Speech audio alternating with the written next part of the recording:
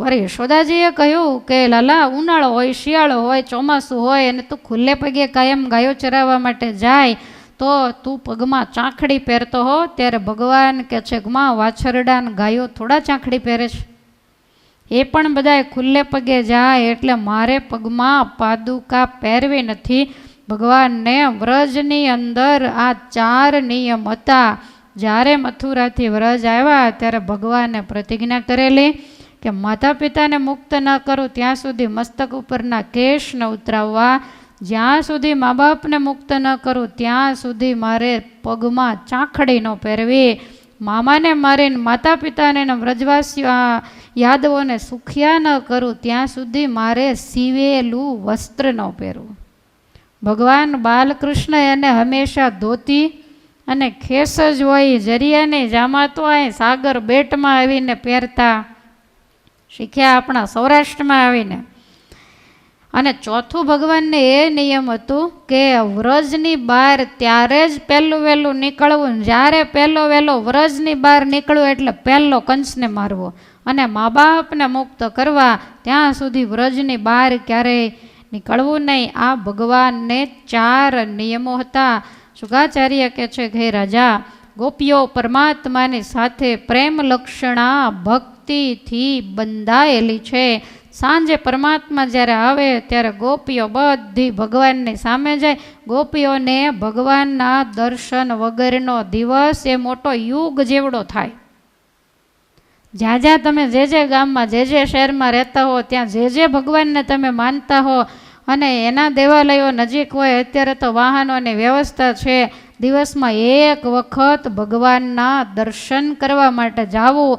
ઘણા કહેતા હોય કે હવે હૃદયમાં ભગવાન જ છે ને ઘર છે એ મંદિર જ છે. યાદ રાખો, મંદિર આપણે હિન્દુ સંસ્કૃતિની ધરોહર છે.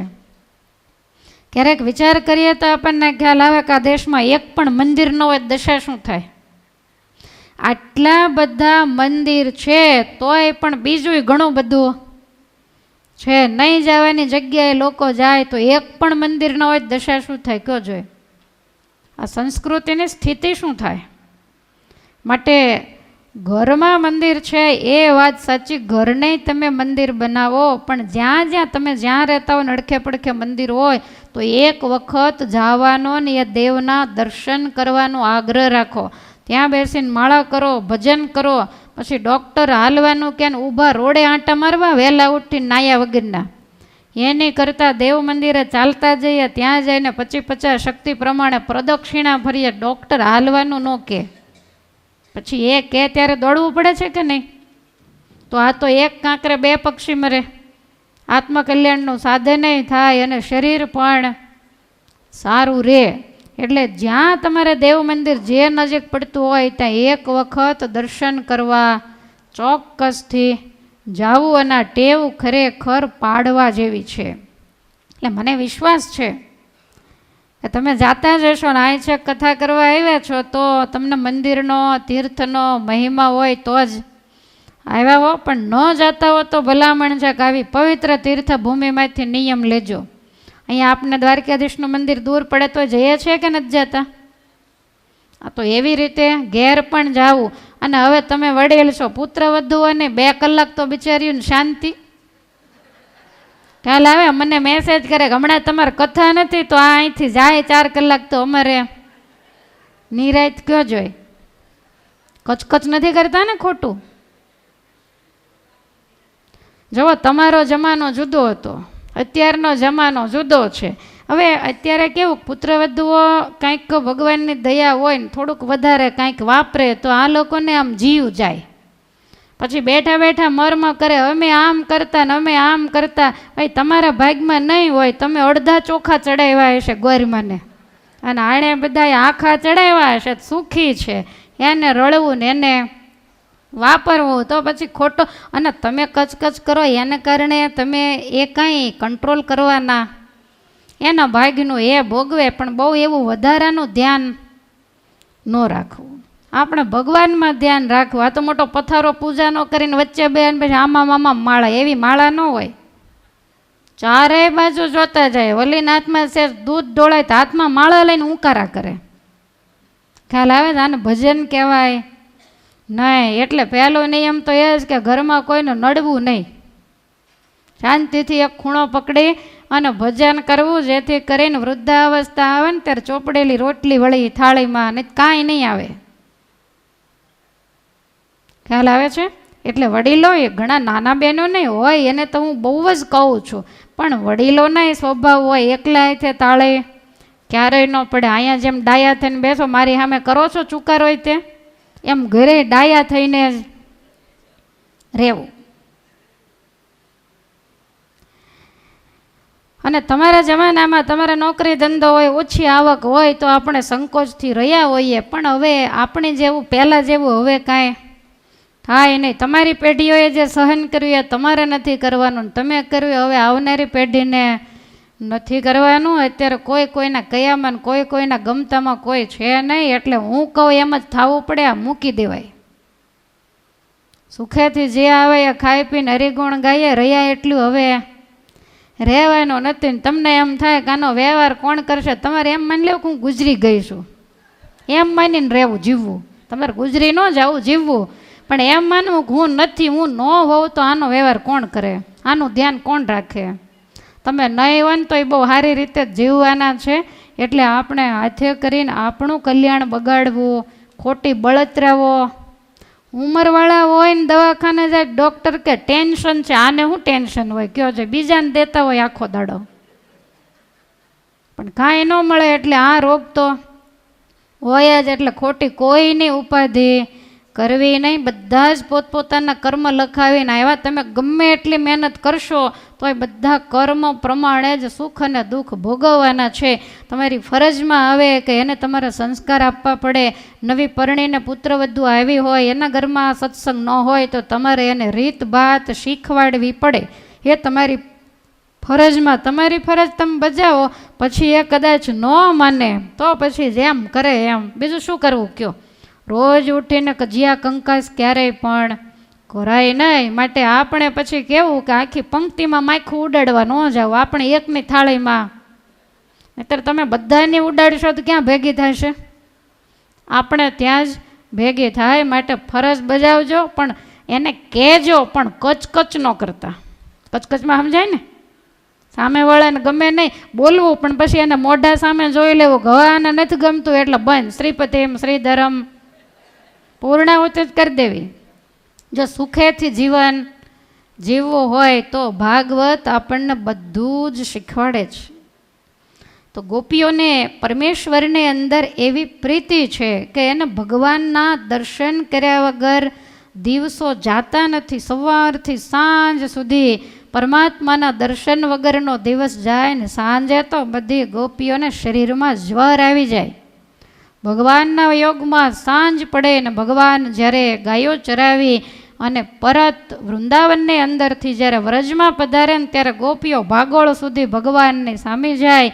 અને ભગવાન જ્યારે વ્રજમાં પ્રવેશ કરે, કોઈ ગોપીને ખ્યાલ રહે ન રહે, એટલે ભગવાન સરસ મજાની બંસરીનો નાદ કરે. સાથે બધા જ ગોવળિયાઓ હોય, હાથમાં સરસ મજાની લાકડીઓ હોય, ભગવાન વાંસળી વગાડતા હોય. ગાયોની ખરીઓથી ઉડતી માટીથી ભગવાનના મસ્તક ઉપરના કાળા ભમર જેવા કેશ એ ભૂરા થઈ ગયા હોય. વાલબાલ મિત્રોએ ચણોઠીને બીજા જુદા જુદા ફૂલ ને પાંદડાના હાર વગેરે પહેરાવ્યા હોય ઠાકોરજીને, અને અતિશય શોભતા એવા ભગવાન જ્યારે વ્રજમાં પધારે ત્યારે બધી જ ગોપીઓ ભગવાનની સામે જાય છે પરમાત્માના દર્શન કરવા માટે. પ્રેમ સખી પ્રેમાનંદ સ્વામી અદ્ભુત એનું વર્ણન કર્યું છે કે ગાયોની સાથે રે આવે, ગાયોની સાથે ગાતા આવે ગિરધર, ગાયોની સાથે, ગાયોની સાથે રે આવે, ગાયોની સાથે ગાતા આવે ગિરધર, ગાયોની સાથે, ગાયોની સાથે રે આવે, ગાયોની સાથે ગાતા આવે ગિરધર, ગાયોની સાથે. ગાયોની સાથે રે આવે, ગાયોની સાથે ગાતા આવે ગિરધર,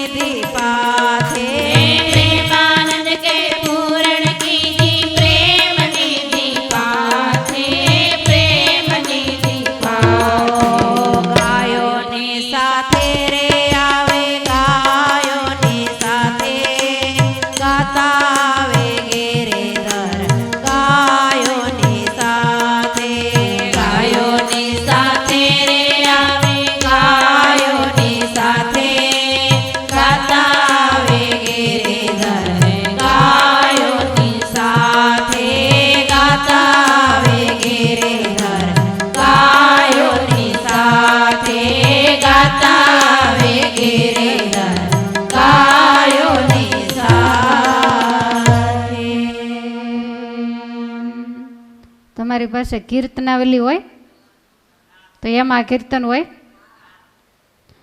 બહુ જોડકણા ને બીજા ત્રીજાને ગાવા કરતાં નંદ સંતોના કીર્તનો ગાવાનો આગ્રહ વધારે રાખો, યાદ રાખો. સ્વામિનારાયણ ભગવાનની સાથે અષ્ટનંદ કવિઓ હતા અને એ સંતો સતત કીર્તનો લખવાનું કામ કરતા. અદ્ભુત આ સંપ્રદાયનો ઇતિહાસ સ્વામિનારાયણ ભગવાનની હાજરીમાં નંદ સંતોની કલમે 27,500 કીર્તનના પદ લખાયા છે. આપણે આગળ તો 200-500 માંડ હશે. હજી તો કેટલા વડતાલની લાઇબ્રેરીમાં છાપ્યા વગરના એકલા સદગુરુ પ્રેમ સખી પ્રેમાનંદ સ્વામીએ 14,000 કીર્તનના પદ લખ્યા. 4,000 છપાણા, હજી 10,000 નથી છપાણા. તમે વિચાર કરો કે એણે શું એની અંદર લખ્યું હશે. અને એવા અદ્ભુત શબ્દો પ્રેમાનંદ આગે ગાવે ત્યારે આવે ઓરા ઓરા ખસતા. એ સ્વામી ગાતા હોય અને ગાતા ગાતા એની તો આંખો બંધ હોય અને ડોલતા હોય. અને એ વખતે આ મહારાજ ઢોલિયા ઉપર 4 પગે થઈ જાય, નીચે ચાકડા માથે બેઠા હોય. હવે મહારાજ થોડાક દૂર બેઠા હોય, પ્રેમાનંદ સ્વામી સામે બેસીને ગાતા હોય તો સ્વામીને કીર્તન પૂરું થાય ને આંખ ખોલે ત્યાં મહારાજ બિલકુલ નજીક ઓડીને બેસી ગયા હોય. એટલે ઓરા ઓરા ખસતા ખસતા. હવે ગઢપુરમાં મંદિરનું કામ ચાલતું હોય અને સંતો બધા ગેલાને કિનારે. પહેલાં તો કાંઈ બધું વેચાતું જ કરાવી લેવું એવી સ્થિતિઓ તો હતી નહીં. એટલે બધા જ સંતો ત્યાં પથ્થર લાવવાનું વગેરે કામ કરતા હોય. તો ભગવાન શ્રી હરિ ત્યાં આંટો મારવા માટે ગયા તો બ્રહ્માનંદ સ્વામી, તમે વિચાર કરો, જેને જૂનાગઢના નવાબ હોય, વડોદરા સરકાર હોય, ભાવનગરના વિજયસિંહજી બાપુ હોય, તો એ પોતાના રાજકવિ કરવા માટે એમ કે હું તમને અડધું મારું રાજ આપું, પણ લાડુદાન તમે મારા રાજ્યમાં રહ્યો ને છતાં એ ત્યાં રોકાય નહીં. ભગવાન સ્વામિનારાયણના સાધુ બને, 2.5 કિલો શરીર ઉપરથી સોનું ઉતારી અને આ મહાપુરુષ સાધુ થયા. અને એ ત્યાં બધું પથ્થરોનું કામ કરતા હોય. મહારાજ ગયા એટલે બ્રહ્માનંદ સ્વામીએ એક રેતીનો માટીનો મોટો ઢગલો હતો, એની ઉપર પોતાનો ઓઢવાનો ખેસ હોય એ પાથરી દીધો. અને પછી મહારાજ થોડેક દૂર હતા એટલે ભગવાન શ્રી હરિને કહે છે કે મહારાજ અહીંયા ઓરા આવીને બેસો, મેં અહીંયા તમારા માટે મારો ખેસ પાથર્યો છે. ભગવાને કંઈ બહુ ધ્યાન દીધું નહીં. અને આ તો બધા કવિ ઓરાયાવો મારા લેર ખડા લેરી. શું કરવા? કીધો તમ સારું મેં જગવેરી ઓરાયાવો મારા લેર ખડા લેરી. મહારાજ કે સ્વામી તમે ઓરા આવો ને, ત્યારે સ્વામી કે તમે ઓરા આવો ને અમારે ત્યાં કામ ચાલે છે, તમારે શું કામ છે? ને મહારાજે જવાબ ન દીધો ને બ્રહ્માનંદ સ્વામીએ તમે ના આવો તો હું નંદજીને ફળીએ બહુ હેત કરીને આવું બોલાવા, બાકી બેહારીશ તો અહીંયા જ. અને આ કીર્તનનું પદ સાંભળે ને મહારાજ આવી અને એ માટીના ઢગલા ઉપર સ્વામીના ખેસ ઉપર બેસે. હવે પ્રત્યક્ષ લીલાઓ થતી હોય, નજરે જોઈ અને સંતો લખતા હોય. સેવક દાસ પ્રેમાનંદ હજુરી સ્વામી કે મારી હાજરીમાં આ બધું બનેલું. તો આવા કીર્તનો આપણને કેટલા મળ્યા છે બોલો જોઈએ? નહીં. તમે ઘડીકમાં બપોરે શું જમ્યા હતા? 27,000 કીર્તનોના પદનો મોટો ખજાનો આપણને આપીને ગયા છે. એટલે નંદ સંતોના કીર્તનો પ્રસાદીના ભગવાનના કર્ણ તળે પસાર થયેલા. મહારાજે વખાણ કરેલા, વાહ બ્રહ્મ મુનિ તમે તો બહુ સરસ ગાવ છો. એ સભાની અંદર દરબારમાં સભા ભરાઈને બેઠી હોય ને સભાની અંદર કોઈ બ્રાહ્મણ આવીને બેઠો હોય અને ભગવાન એને પૂછે કે ભૂદેવ તમે કાંઈ વિદ્યા જાણો છો? ત્યારે એ કહે છે કે વિદ્યા તો કાંઈ જાણતો નથી, હવે તો મારી ઉંમર થઈ, તો તમારી આજીવિકા કેમ ચાલે છે? ને ત્યારે એવું કે મને એક ગરબો આવડે છે, એ બધે ગાવ ને કાંઈક આપે એનાથી મારી આજીવિકા ચાલે. મહારાજ કે કયો ગરબો તમને આવડે? ત્યારે દાદાના દરબારમાં એણે ગરબો ગાયો કે માજી તું તો પાવાની પટરાણી ભવાની માં કાલિકા રે લોલ. મહારાજે પ્રેમાનંદ સ્વામી સામે જોયું. સ્વામી કે મહારાજ શું? તો કે અમને ઢાળો બહુ ગમ્યો. પ્રેમાનંદ સ્વામી કે કાંઈ વાંધો નહીં, વંદુ સહજાનંદ રસ રૂપ અનુપમ સારને રે લોલ. જેને બોલો છૂટે ફંદ કરે ભવ પારને રે લોલ. હવે મારે બોલવાનું એટલું ઘણું, કાંઈ વાર ન લાગી. અને એ વંદુના પદ વાલા તારા દંત દાડમના બીજ ચતુરાય ચાવતા વાલા તારી નાસિકા નમણે નાથ અધર બિંબ લાલ છે, એવું અદ્ભુત વર્ણન કર્યું. વંદુના પદ પૂરા થયા. મહારાજ કે અમને એમ થાય છે કે આ સાધુને જન્મ દેનારા મા બાપને ધન્ય છે. અમને એમ થાય કાંઈથી ઊભા થઈને પ્રેમાનંદ સ્વામીનો દંડવટ કરવા માંડીએ. કેવો રાજીપો હશે વિચાર કરો. અને ત્યારે વંદુના પદથી અત્યારે આપણા કામ થાય. એટલે આવા સરસ મજાના કીર્તનોનો જ્યારે ખજાનો છે ત્યારે આપણે એમાંથી આ નંદ સંતોના કીર્તનો વધારે બોલવાનો આગ્રહ રાખીએ. મહારાજ વધારે આપણા ઉપર રાજી થાય. પણ તમે જોજો બીજા બધા હશે ને જલ્દી આવડી જાય, એના નંદ સંતોના જલ્દી આવડે નહીં. કારણ કે આ તો પિંગળ શાસ્ત્રી હતા બ્રહ્માનંદ સ્વામી, અને એવી પોતાનામાં શક્તિ હતી કે સોય હોય ને, સોય જોઈ છે ને પેલી સાંધવાની, એ સોય એને બે હોઠ ઉપર આમ રાખવાની, હોઠની વચ્ચે, અને દોહરો બનાવીને બોલે તો લોહીનો ટચ્યો ન નીકળે. તો એ ક્યારે થાય? હોઠ ભેગા ન થાય ત્યારે. જે હોઠ ભેગા થાય એવા અક્ષર આવતો હોય પ ફ બ ભ મ, ખ્યાલ આવે છે? આ બધાય હોઠથી બોલાતા, એ એક પણ અક્ષર એમાં ન આવે ને અદ્ભુત દોહરો બ્રહ્માનંદ સ્વામી બોલે. તો આ બધા અક્ષરધામના મહામુક્તો હતા. એ આપણને આ બધી પ્રસાદી આપીને ગયા. લાડુડી કાંઈ સારી રહે નહીં, એટલા કીર્તનોની પ્રસાદી આપણને આપીને ગયા, શાસ્ત્રો લખીને ગયા. માટે વધારે અભ્યાસ એનો કરવો અને આગ્રહ પણ એનો જ રાખવો. થોડીક મહેનત કરો એટલે આવડી જાય. હું કાયમ કહું છું ને, તમે વેવાણુના નામ પાકા કર્યા ગોઈખા છે લખી લખીને, તો મોઢે થઈ ગયા છે કે નથી થઈ ગયા? કે ભૂલી ગયા છો? આવડે છે ને? કારણ કે એમાં રસ, એમાં આપણને ખટકો છે, પણ આમાં એવો આપણને રસ નથી. માટે એવો અભ્યાસ કરવો.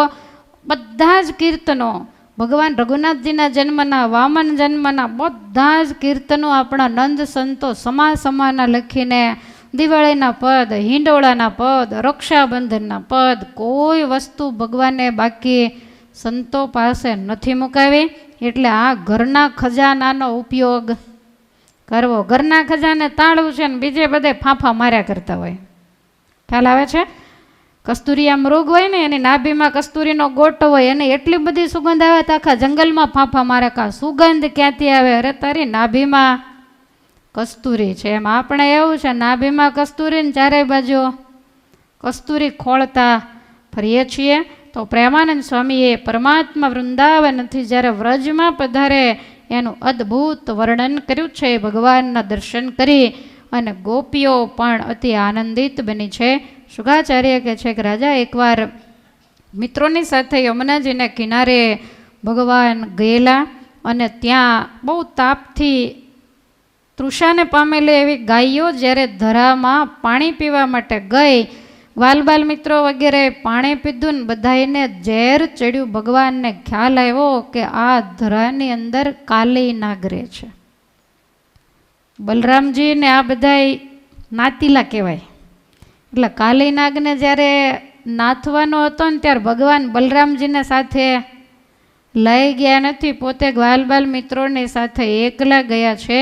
અને ત્યાં ભગવાને કાલી નાગનું દમન કર્યું છે. આમ તો કાલી નાગની દમનની કથા તો જળ કમળ છાંડી જાને બાળા આપણે બહુ વર્ષોથી ગાઈએ છીએ. તો ભગવાને એ નાગનું દમન કર્યું. છેવટે નાગ એ પરમાત્માને શરણે થયો. ભગવાનને કહે છે કે તમે અમને સ્વભાવ જ એવો આપ્યો છે, તો એમાં અમે શું કરીએ? અમારો ઝેરીલો ને વેરીલો સ્વભાવ છે, માટે અમારા ગુનાને તમે માફ કરો. ભગવાન કહે છે કે કાલિંદ્રીના દરાને છોડી અને તું રમણક દ્વીપની અંદર જતો રહે. તારા મસ્તક ઉપર મારા ચરણની છાપ છે, એટલે મારું વાહન ગરુડ હવે તને નહીં મારે. નાગે દિવ્યમણીઓથી ભગવાનની પૂજા કરી સર્પ જતા ધરો નિર્વિષ થયો. આ કથાને સાંભળી અને રાજા પ્રશ્ન પૂછે છે કે હે મુનિવર, નાગાલયમ રમણકમ કસ્માત ત્યાજ્ય કાલિય કૃત કિમ વા સુપર્ણસ્ય કૃત કિમ વા સુપર્ણસ્ય તેનૈક નાસ મંજસમ તેને નાસ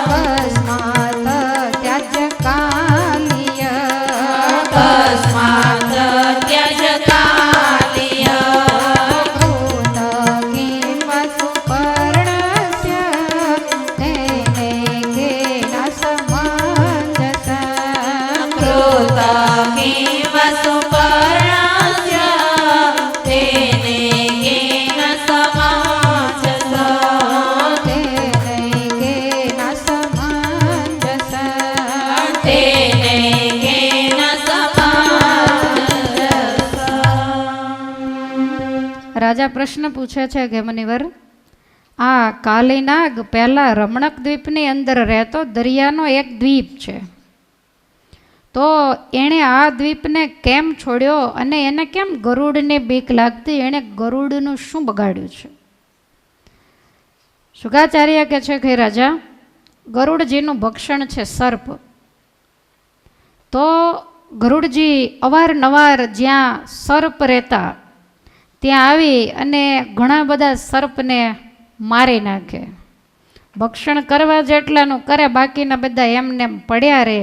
એટલે બધા જ જે નાગ હતા એ ભેગા થયા અને ગરુડજીને એવું કીધું કે તમે આવું ન કરો, તમારે જેટલું જરૂર છે એટલું તમે ભક્ષણ કરો, પણ વધારાને બધાને તમે શા માટે મારો છો? ત્યારે ગરુડજીએ કહ્યું કે તો તમે રોજ મારા માટે કાંઈક વ્યવસ્થા કરી આપો. અને પછી એવી વ્યવસ્થા થઈ. એક જંગલનું ઝાડ નક્કી કરવામાં આવ્યું અને એની નીચે બધાય સર્પના વારા કરવામાં આવ્યા. આ તમને બહુ ગળે નહીં ઉતરે, પણ આમાં લખ્યું છે, તમે જાગશો તો ખરા જ, કારણ કે સર્પની વાત આવે ને ઊંઘાય નહીં. તો દરેક જગ્યાએથી એક સર્પને સમયે ત્યાં હાજર થઈ જવાનું આ રીતનું નક્કી થયું. ગરુડજીએ કીધું કે રોજ મારે જરૂર નહીં પડે, મહિને એક વખત મને બલિદાન આપશો તો પણ ચાલશે. ને પછી અમાસનો દિવસ નક્કી કર્યો કે દર અમાસે આ સમયે વારા પરથી જેનો વારો આવે સર્પે ત્યાં ગરુડજી માટે હાજર થઈ જવું. તો આ રીતનો કાયમનો નિયમ. એમાં કદ્રુનો પુત્ર હતો કાલીનાગ, પણ ખૂબ જ વેરીલો અને ઝેરીલો અને ખૂબ અભિમાની હતો. તો આ કાલીનાગે એવું નક્કી કર્યું કે દર અમાસે જ્યારે ગરુડજી જાય ત્યાર પહેલાં પોતે જઈને પહેલાં સર્પને મારી નાખે. એટલે ગરુડજીને મનમાં એમ થયું કે આ મારું ભક્ષણ દર વખતે કોણ લઈ જાય છે? તો એને ખ્યાલ આવ્યો કે આ કદ્રુનો પુત્ર કાલીનાગ છે. એટલે ગરુડજી કાલીનાગની પાછળ પડ્યા અને ક્રોધ કરીને ડાબી પાંખથી પ્રહાર કરતા કાલીનાગ ઘાયલ થયો. અને ત્યાંથી એણે દોટ મૂકી અને યમુનાજીના ધરામાં જઈ અને એ ઘૂસી ગયો. હવે ગરુડજીને તો બીક હોય જ, એટલે પાણીમાંથી બહાર ન નીકળે. એમાં એક વખત એવું બન્યું કે યમુનાજીના ધરામાં સૌભરી મુનિ તપ કરે. 60,000 વર્ષ સુધી આ મહાપુરુષે યમુનાજીના ગળા સુધીના પાણીમાં બેસી અને સાધના કરેલી. તો સૌભરી મુનિ તપ કરે છે અને એ વખતે ગરુડજી ત્યાં આવ્યા અને યમુનાજીમાંથી માછલા પકડ્યા. એટલે સૌભરી મુનિએ કીધું કે મારી હાજરીમાં તમે આ માછલાઓની હિંસા કરશો નહીં, ભલે તમે પંખીઓના રાજા હો. પણ ગરુડજીએ આ વાતને માની નહીં. એટલે સૌભરી મુનિએ યમુનાજીનું જળ હાથમાં લઈ અને શાપ આપ્યો કે તમે નહીં, તમારી નાતનો કોઈ પણ ગરુડ પક્ષી આ યમુનાજીની અંદર આવશે તો એનો નક્કી જીવ જશે, એનું મૃત્યુ થશે. તો હે પરીક્ષિત, ત્યારથી આરંભીને યમુનાજીના ધરા પાસે ગરુડ ક્યારેય આવે નહીં. આ વાતની કાલી નાગને ખબર હતી અને એટલા માટે ગરુડજીથી બચવા યમુનાજીના ધરામાં જઈ અને પોતે રહેલો. ગર્ગ સંહિતામાં બતાવ્યું છે કે કાલીનાગ પૂર્વ જન્મે કોણ હતો. સાંભળવું છે ને તમારે? આપણે કોણ હતા એ નથી ખબર, પણ કાલીનાગની તો ખબર છે. તો બરોબર ધ્યાન રાખશો તો જ સમજાશે. પૂર્વે સ્વયંભૂ મન્વંતરમાં ભૃગુ વંશની અંદર જન્મ ધારણ કરેલા વેદશિરા નામના ઋષિ હતા.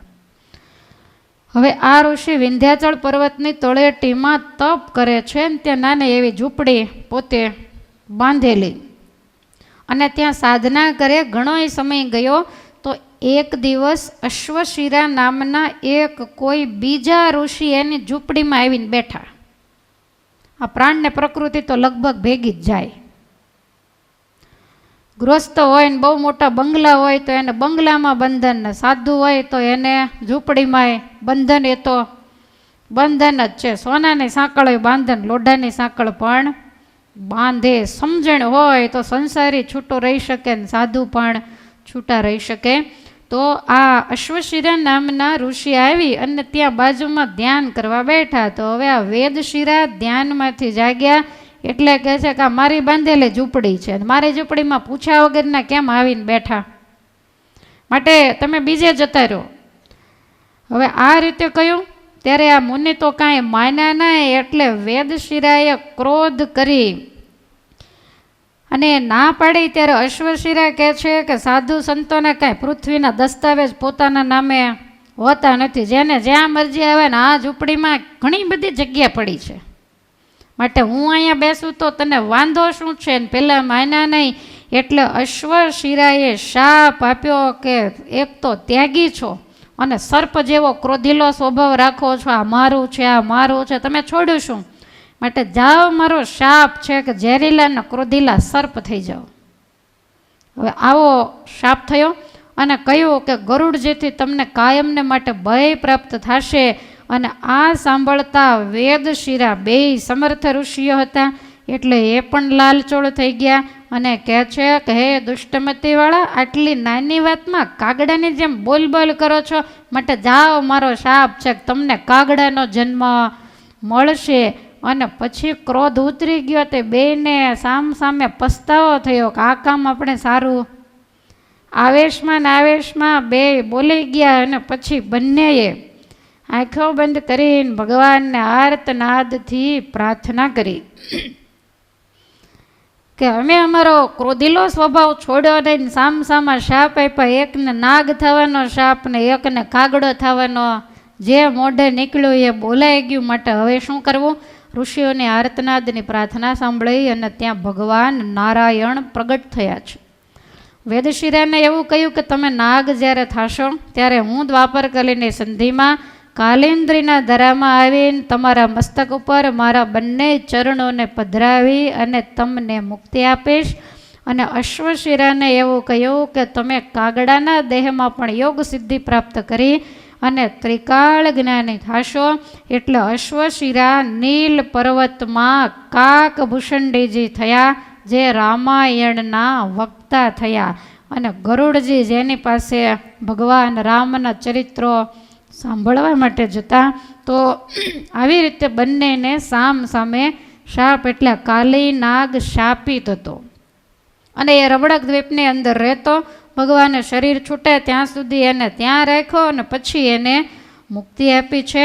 શુકાચાર્ય કહે છે કે રાજા, ધરામાંથી ભગવાન બહાર આવ્યા, બધા વ્રજવાસીઓ બહુ રાજી થયા. નંદરાયજીને તો એમ થયું કે આ નાગના પંજામાંથી મારો લાલો બચી ગયો, એટલે સુવર્ણ ગાયો વગેરેના દાન દીધા અને રાત્રિ પડી ગઈ કાલીનાગનું દમન કરતા.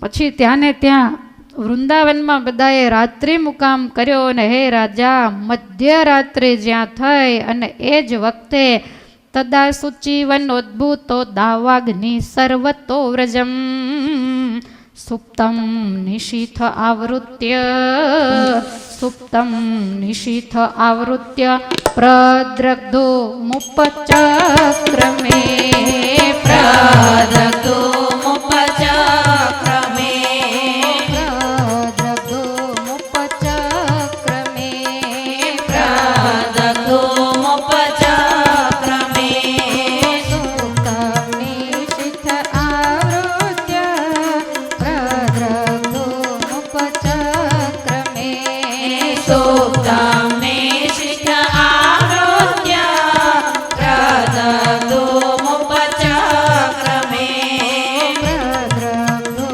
મુપચક્રમે પ્રદગ્ધો મુપચક્રમે તદા શુચિવનોદ્ભૂતો દાવાગ્નિ સર્વતો વ્રજ તદા શુચિવનોદ્ભૂતો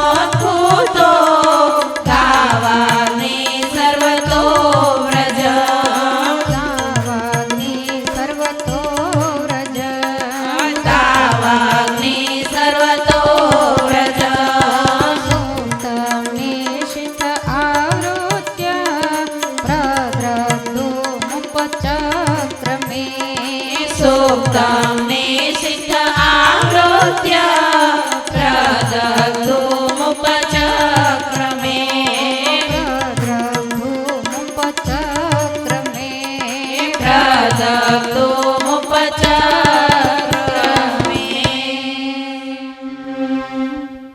મધ્યરાત્રિએ વૃંદાવનની અંદર દાવાનળ લાગ્યો છે. આખું વન ચારેય બાજુથી સળગવા માંડ્યું અને એ વખતે બધા જ ડરી અને ભગવાનને શરણે ગયા છે. ભગવાને વ્રજવાસીઓને કહ્યું કે બધાએ આંખો બંધ કરી દો અને જ્યાં આંખો બંધ કરી ભગવાને બે હાથની અંજલિ કરીને તમામ દાવાગ્નિનું પાન કરીને વ્રજવાસીઓનું રક્ષણ કર્યું છે. સવાર પડતા બધાય સાથે વ્રજમાં આવ્યા.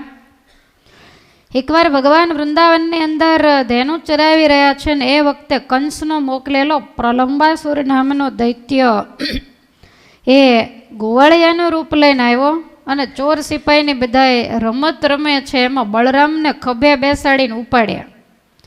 બલરામજીને ખબર નથી કે મારામાં કેટલી તાકાત છે, તો ભગવાનની સામે જોવે, ભગવાનના શાન કરી માથામાં એક મુષ્ટિ મારો, 50 કરોડ યોજનની પૃથ્વીનો ગોળો તમારા મસ્તક ઉપર, તમે સાક્ષાત શેષ છો માટે કાયર નહીં થશો. અને એના ખભે બેઠા બેઠા જોરથી મુષ્ટિ પ્રહાર કરતા પ્રલંબાસુરનું પ્રાણ પંખેડું ત્યાંને ત્યાં ઉડી ગયું. દેવતાઓએ બલરામજી ઉપર પુષ્પની વૃષ્ટિ કરી છે. આ પ્રલંબાસુર પૂર્વજન્મમાં હુહુ નામના ગાંધર્વનો પુત્ર વિજય હતો. કુબેરના ચૈત્રરથ વનમાં સુંદર પુષ્પો હતા અને એ પુષ્પોનો ઉપયોગ શિવજીના પૂજન માટે થતો. હવે સારા પુષ્પો જોઈ અને કદાચ કોઈ લઈ જાય એટલે કુબેરે શાપ આપેલો કે મારા વનમાંથી જે પુષ્પ લેશે એ અસુરીઓને પામશે. એકવાર હુ નામના ગાંધર્વનો પુત્ર વિજય ગાંધર્વ એણે અજાણતા ફૂલ તોડ્યા અને પછી એને શાપની ખબર પડી એટલે કુબેરને શરણે ગયો. કુબેરે અનુગ્રહ કર્યો કે દ્વાપર કલીમાં ભગવાન વસુદેવ ગૃહે પ્રગટ થશે ત્યારે એના મોટા ભાઈ બલરામજી દ્વારા તને મુક્તિ મળશે. તો યમુનાજીને કિનારે બાંડીર વનમાં બલરામજીએ આ પ્રલંબાસુરને મુક્તિ આપી છે. વ્રજની અંદર કોઈ પણ ઉનાળો હોય, શિયાળો હોય, ચોમાસું હોય, સર્વ ઋતુઓ અતિશય સોહામણી લાગે છે. એકવાર વનમાં ભગવાન ગાયો ચરાવે છે. ભગવાન મોટા થયા 7 વર્ષના, પછી ગાયો ચરાવવા માટે 2 વર્ષ વાછરડાઓ ચાર્યા. પહેલાં વત્સપાલ બન્યા, પછી ભગવાન ગોપાલ બન્યા. તો પરમાત્મા ગાયો ચરાવે છે ને એ જ વખતે વૃંદાવનમાં ભર બપોરે બીજી વખત દાવાગ્નિ લાગ્યો. તમામ ગોવાળિયાઓ ભગવાનને શરણે ગયા. કૃષ્ણ કૃષ્ણ મહાવીર હે રામામિત વિક્રમ, દાવાગ્નિના દહ્યમાં નાન પ્રપન્નાન સ્ત્રાતુમરહથ. હે રામ, હે કૃષ્ણ, આ દાવાગ્નિથી અમારી રક્ષા કરો. ભગવાન વળી બધાની આંખો બંધ કરાવીને બીજી વખત દાવાગ્નિનું પાન કર્યું છે અને તમામ ગોવાળિયાઓને ગાયોની ભગવાને રક્ષા કરી છે. શુકાચાર્ય કહે છે કે હે રાજા, આવી રીતે સમય પછી સમય જવા લાગ્યો છે. ભાગવતજીની અંદર ગોપીઓ બંસરીની જે સરાહના કરે, ગોપીઓને વધારે ઈર્ષ્યા હોય તો વાંસળી સાથે, કારણ કે વાંસળી એક જ એવી હતી કે ઠાકોરજી જમવા બેસે ત્યારે ખોળામાં રાખે, પછી બીજું કાંઈ કામકાજ કરતા હોય ત્યારે કમરે રાખે, અને જ્યારે ભગવાન પડે ત્યારે બાજુમાં રાખી અને સૂતા. એટલે ગોપીઓ કાયમ એવું કહેતી કે તે કયા જન્મમાં કેવા પૂન કર્યા છે કે ભગવાન તને એક ઘડેક પણ છોડતા નથી. અધર સેજ નાસા વિજન સ્વર મિલી ચરણ દબાઈ, અહો સુહાગિની મુરલિયા શ્યામ લિયો કરમાઈ. બીજા ગમે એવા સુખી માણસ હોય ને તો કદાચ એને પાતરવાની 5 મણની તોળાઈ હોય, પણ તારે તો સુવાની જગ્યા કેવી સારી. અધર સેજ, ભગવાનના અધરોષ્ટ ઉપર તને શયન કરવાનું મળે. અને નાસા બીજન, કોઈ વ્યક્તિ રાજા મહારાજા સૂતા હોય તો સેવકો એને પંખો નાખતા હોય, તો તને પંખો કોણ નાખે? તો કે ભગવાન પોતાની નમણી નાસિકા દ્વારા તને પંખો નાખે. પરમાત્મા શ્વાસ બહાર કાઢે એટલે સીધો મોરલી ઉપર જ આવે અને સ્વર મિલી ચરણ દબાઈ. પરમાત્મા તારા ચરણારવિંદ દાબે, કારણ કે આમ ચરણ દાબા વિના અવાજ નીકળે નહીં. માટે પૂર્વજન્મની અંદર તે એવા શું પુણ્ય કર્યા હશે? ત્યારે વાંસળીએ એવો જવાબ આપેલો કે પહેલાં તો અમે કુળ રે તજી નિષ્કુળ થયા, જેનો કુળ અવિનાશ. અમે વાંસના જંગલમાં ઉગેલા, અમે ભગવાન માટે અમારા શરીરને કપાવ્યા, અમારા કુળથી અમે જુદા પડ્યા, અને પછી અમારા હૃદયની અંદર જે માયાનો બગાડ હતો એ બધો જ કાઢીને અમે ચોખ્ખા થઈ ગયા. તમે જોજો, પોલી હોય બંસરી, પોલી હોય એટલે અમે ભગવાન માટે બધું છોડી દીધું. અને પછી એક મોટામાં મોટું કામ કયું કર્યું? તો કે ભગવાન બોલાવે એટલું જ બોલવાનું, વધારાનું બોલવાનું જ બંધ કર્યું. એમને એમ બોલે